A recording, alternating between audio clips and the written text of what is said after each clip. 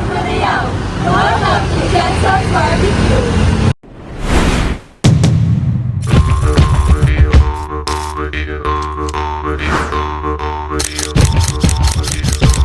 Nangita ba mo barbecue handri sa Tuwil, Davao City? Mabarato na, og lamig pa. Tara na! Diri sa Jensen's Barbecue.